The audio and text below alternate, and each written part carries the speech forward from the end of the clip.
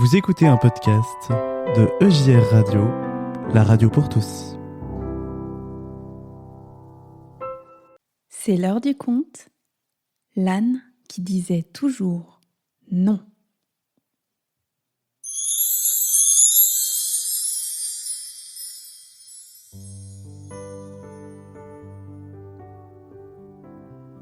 Dans le petit village de Nazareth, on surnomme Léon Monsieur Non. Et pour cause, le petit âne paresseux ne veut jamais travailler.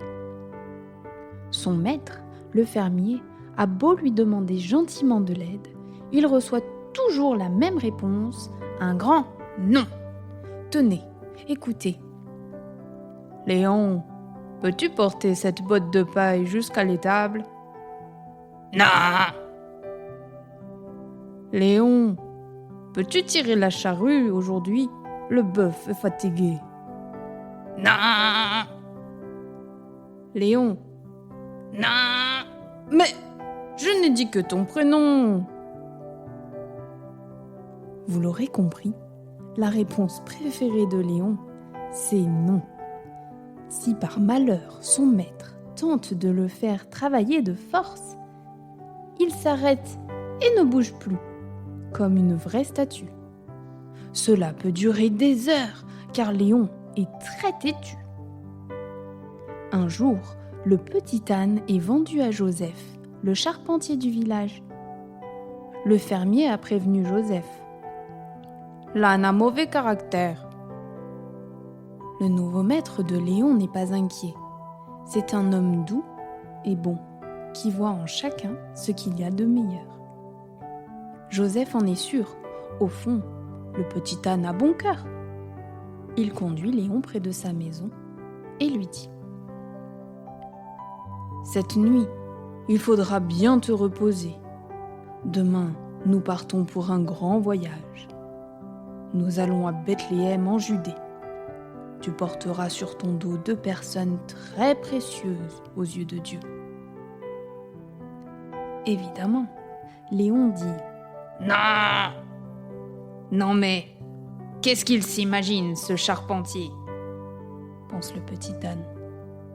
Que je vais marcher dans les cailloux et la poussière avec 2 personnes sur le dos pendant des jours ? Foi de Léon, il n'en est pas question. Joseph appelle Marie, sa femme, pour lui présenter le petit âne gris. Une jeune femme brune sort de la maison. L'âne est tout ébloui. Comme elle est belle, Marie, avec son ventre tout arrondi. Elle attend un bébé. Voilà pourquoi Joseph lui a dit qu'il porterait 2 personnes sur son dos.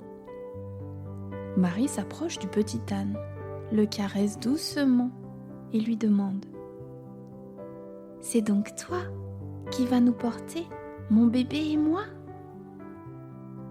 Dans son cœur, Léon est partagé. Il y a ce grand voyage qui ne le tente pas du tout. Près de 200 kilomètres dans le désert et les montagnes, avec sûrement bien des dangers. Rien que d'y penser, il est déjà fatigué.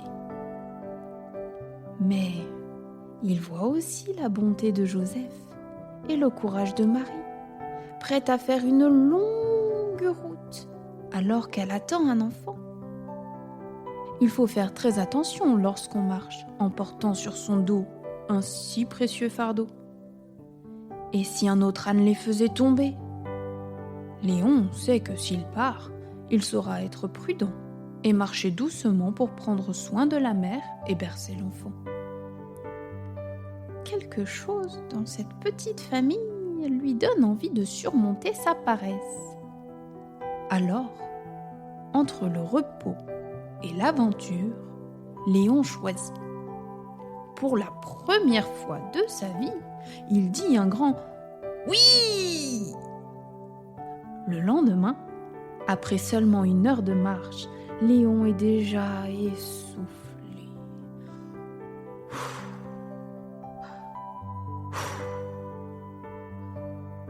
Pourtant, à chaque pas, il se sent un peu plus joyeux.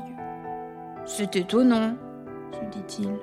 « Je ne pensais pas que dire oui me rendrait aussi heureux. » Il ne le sait pas encore, notre petit âne, qu'il porte sur son dos le Fils de Dieu.